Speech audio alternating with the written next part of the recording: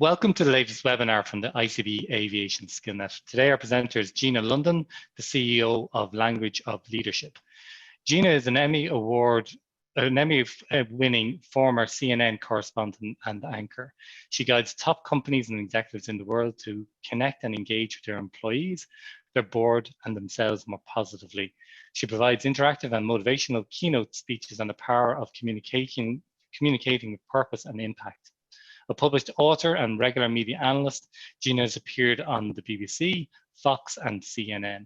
Gina has been interviewed on radio and TV across the world and currently writes a weekly leadership column, The Communicator, in Ireland's largest circulated newspaper, The Sunday Independent. Today's topic area is engaging and motivating, reconnect and re-energize. Over the course of 30 minutes, Gina will share her proven strategies and ideas that will help bring out the best in any team. The ground rules for today: Gina will present for approximately 30 minutes, finishing up with 10 minutes for Q&A. Everyone is muted, but we really do encourage you to submit questions or comments via the chat function, which we will call out at the end. You will see this function appear at the bottom of the screen when you hover over it with your mouse. And we also suggest you pick the speaker view, which is at the top right-hand corner of your screen. If you encounter problems with broadband, please bear with us as we may need to pause the camera. This session is being recorded. And without further delay, I'll pass you back to Gina.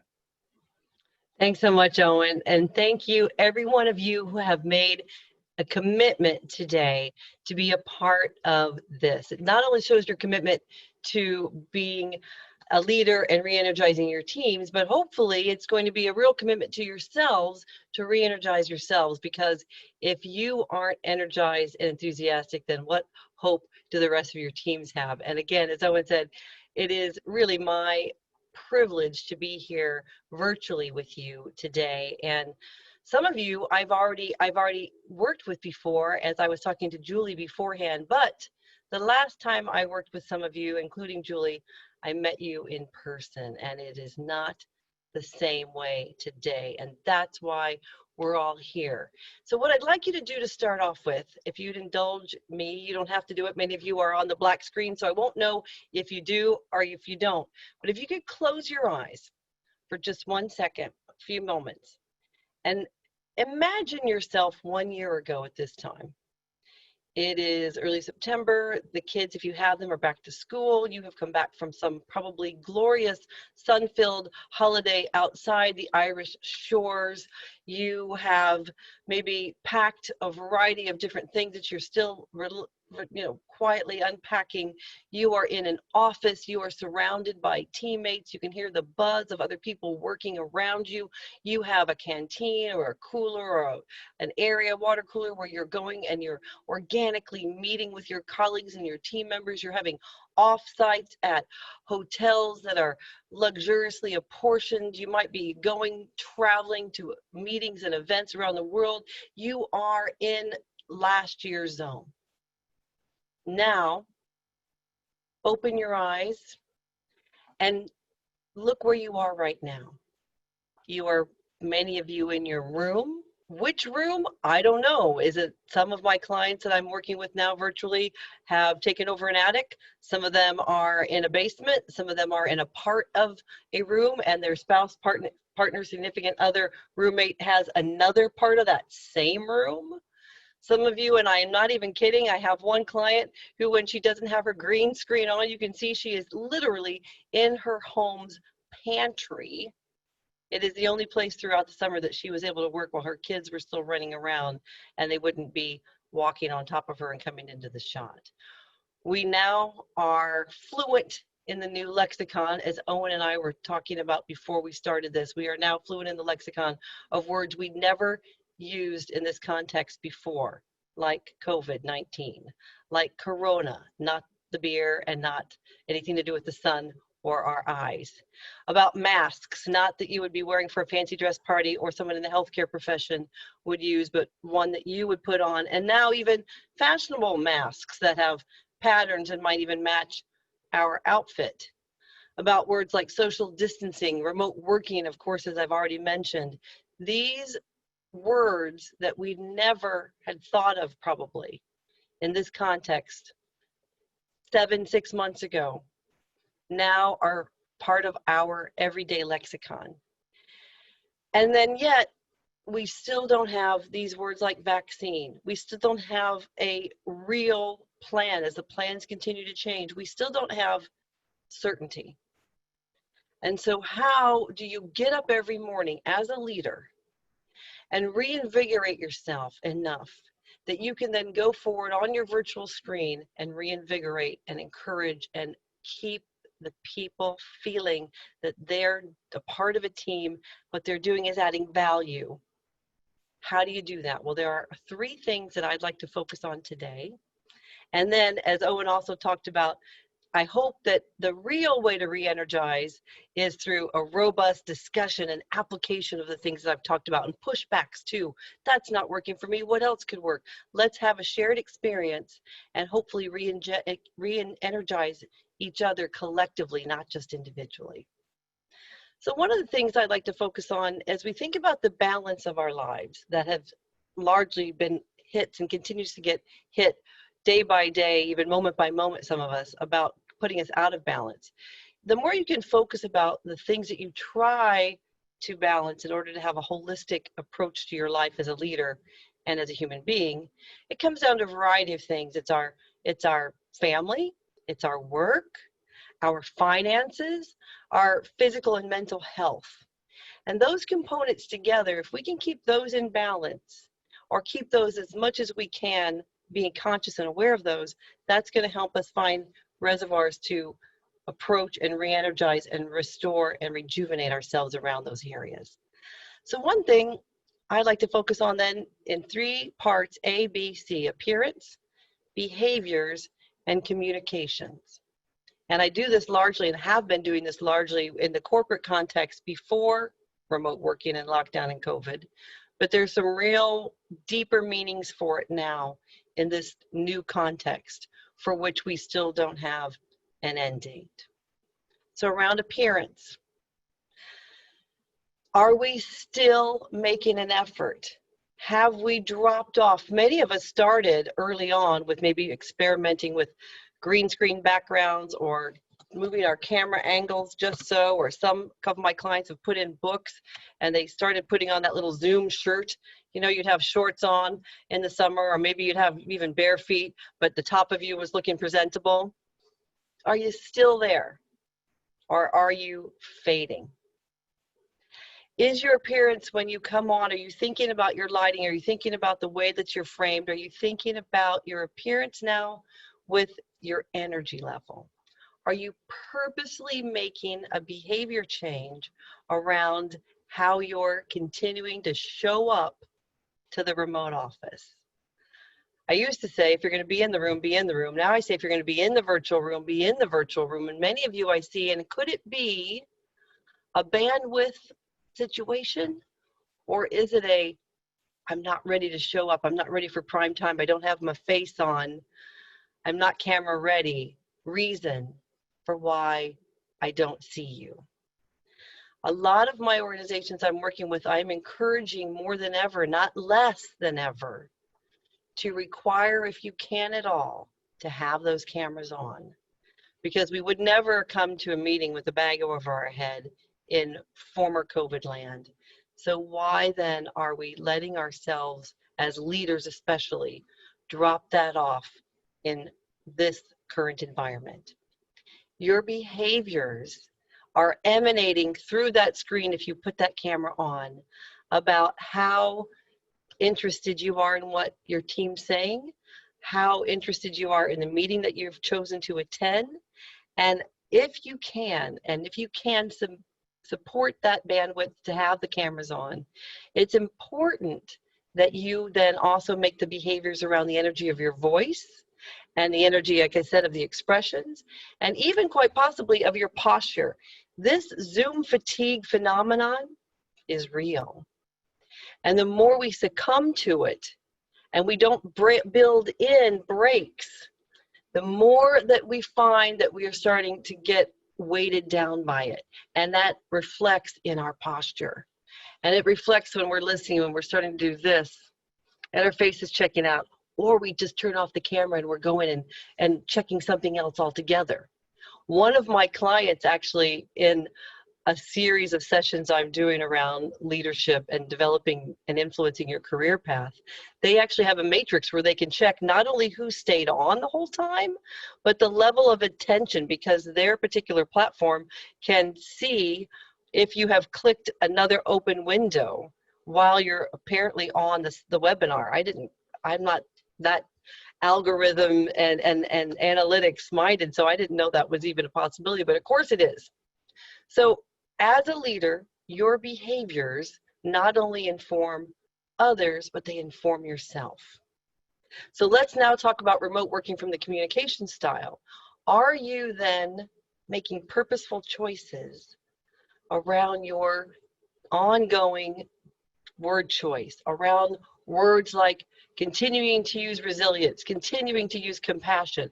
Oh no, that was so 3 months ago. I don't want to talk about that anymore. I want to be talking about what I did on my summer, because, you know, I actually had literally a client last week say that this big multinational organization that he works for had a 2-day offsite, which really wasn't offsite because everybody was still on their own sites. And they had a high-level, C-level executive sharing in a panel discussion what they did during their summer staycation. And he said, imagine, oh, I didn't actually do a staycation. I did a vacation. I went off and I actually did, I rode with Prince Charles, and then I was in another event, and he name dropped some other high level 4-star hotels I've never heard of.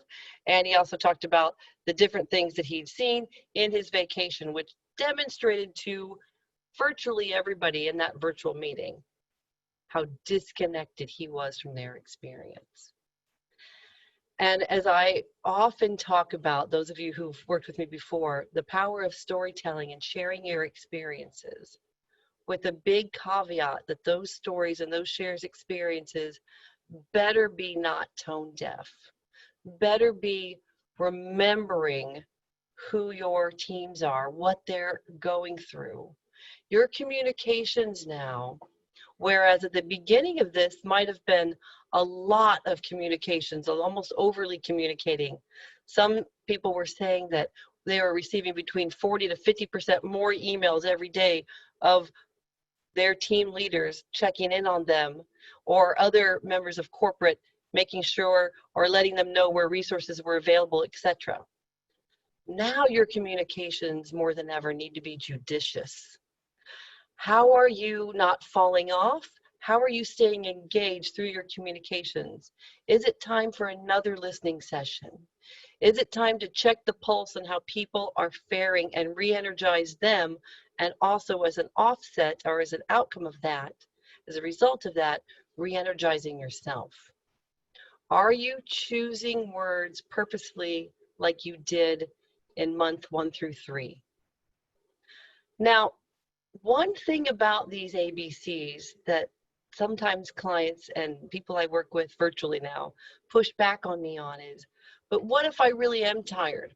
What if I am frustrated that day? Where does my authentic self, that authentic leader idea, play into some of these performative choices you're asking me to make or encouraging me to make? And I would say that I think they're in line. Because being authentic, first of all, is not an excuse for throwing a 3-year-old tantrum because you didn't get your way. That 3-year-old is being super authentic to their self when they're throwing their arms around because they didn't get a second helping of sponge cake. But as leaders, it's important that our positivity is first and foremost put on like what we choose to wear in the morning. Not because we can't be vulnerable and share when the time is appropriate and you're not oversharing on top of somebody else.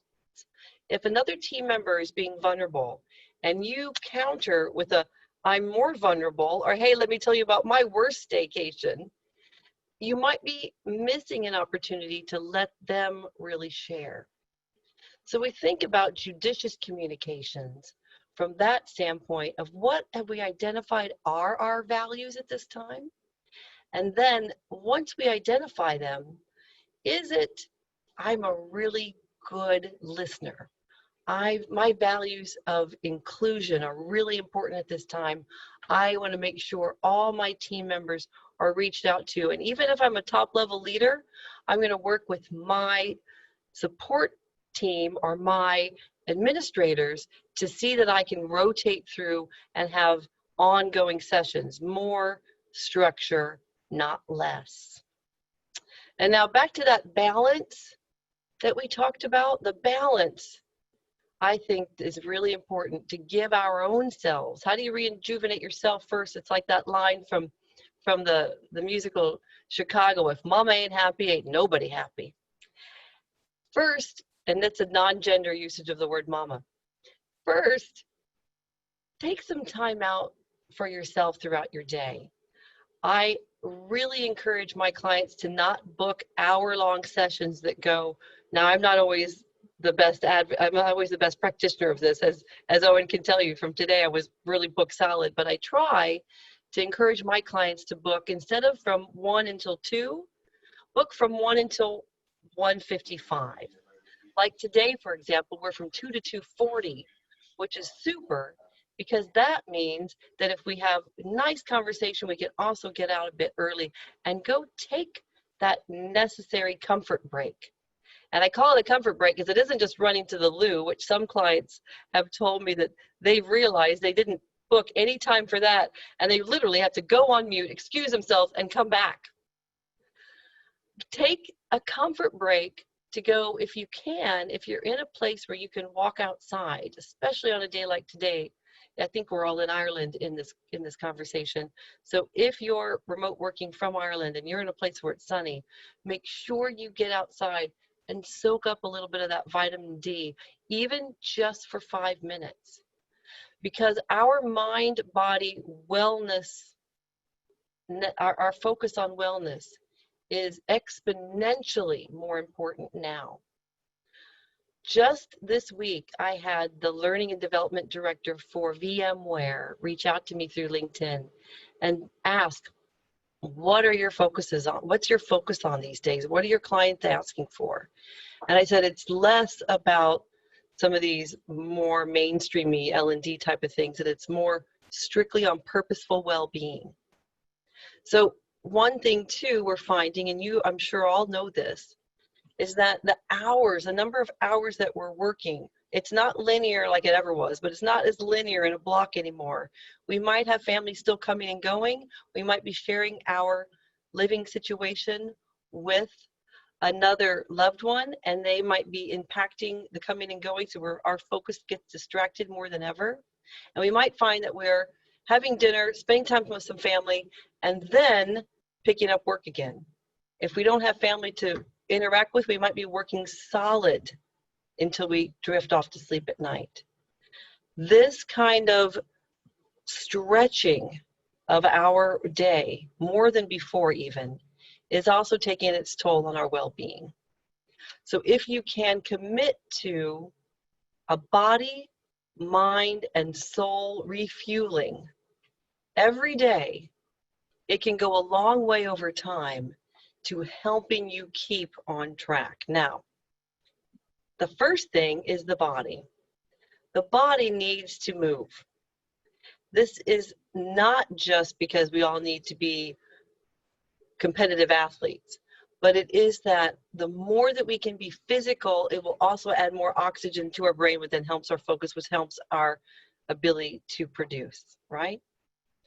So it used to be, people would say, well, I work out every hour, every day for an hour, or I'm doing all these walks everybody was doing back when lockdown was really stringent. You couldn't go anywhere really by car. And now that we're into that next phase, and I know phases are changing, but in terms of our ability to go somewhere and get physical, even though the gyms might be open and there might be more opportunity, our commitment to it might have faltered off a bit.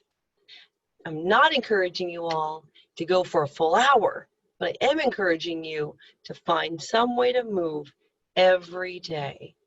Even if it's 2 minutes one day and 2 hours on a weekend combined, that is better than thinking, if I can't do all of it, I won't do any of it. Likewise with your soul. Now, where we rejuvenate our soul can be very individualistic. For me, it's nature.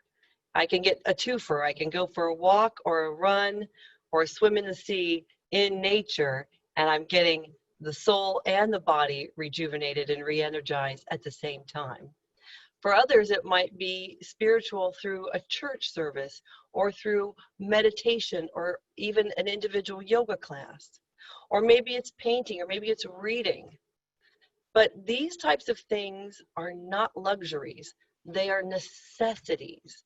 It is not a luxury to build in 30 minutes a day away from work. It's actually a way that you'll stay more connected and be more productive. And then the mind. I would certainly encourage you on the mind side to not have it just be any and every negative thing that might be coming in from, I'm a former news person, as Owen already mentioned.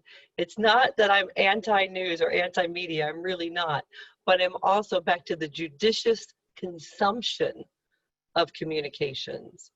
There might be something that you would like to fill your brain in that isn't just the latest updates on this situation or a political situation or ongoing news, and an oversaturation factor can come into play. So what are you doing to purposely refuel your mind? Maybe it's mind games. Maybe it's reading something that you've wanted to read but you've put it off, and that actually helps as the soul and as a mind combination. Maybe you're going to listen to a book in your ear pods as you're walking. Now you're really combining all those things. If you're listening to the book, you're walking outside, you're in the nature, and you're getting all three filled at once. But again, taking purposeful responsibility, not waiting to have this situation end, is going to be a real opportunity for you to take control of what you can control. So much of what we are experiencing right now falls into that category. I often say to my clients, if you imagine your lives before COVID and during COVID in two circles of a Venn diagram. There's one big circle about things that matter. And a lot of things matter right now, like the pandemic, like political protests going on in other parts of the world around Black Lives Matter, about uncertainty around health or school or financial situations where you're working, incomes, budgets, projections that aren't being met. There's also another circle then called things I can control. And now in there might be a wake up time, it might be a go to sleep time, might be turn off the device time, might be put the laptop close and put a pillowcase over it so you pretend like you've left your office. Don't even see it because it represents work. There's other things you can control that might be really small, like the food that you take or that you don't take, or the numbers of glasses of wine that you drink maybe more often than you used to. What we want to focus in though is on that area of intersect, things that matter and things we can control. And the more that you can begin to daily get into a ritual and a routine around getting control and trying to maintain balance in a purposeful way, these not earth-shattering, revolutionary ideas that no one thought of before, but these small, seemingly small, but together collectively, consistently applied over time, appearance, behavior, and communication approaches and applications will make, over time, as I said, a lasting difference, a profound difference even for yourself.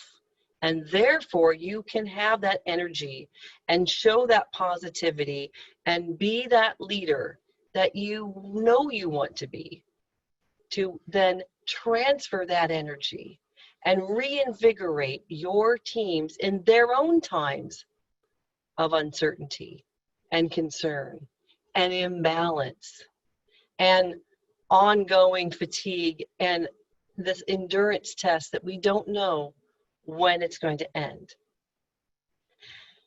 together, individually and together, when we begin to start to take purposeful ownership, if there are things that you're really concerned about, get a thinking buddy, get a coach, get someone that you can vent to in as a peer so that you can then appear ready for your teams. These types of solutions are there for you. They've been there for you. But it is up to you to take ownership, take that responsibility, and then reap those real tangible benefits that can come. I hope this has been inspirational. Hope it's been a little bit re-energizing.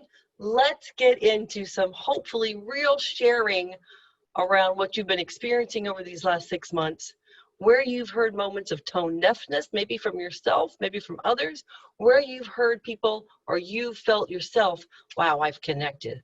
I see how this is working. I would love to hear from you as what you've been experiencing over these last months. Thank you so, so very much.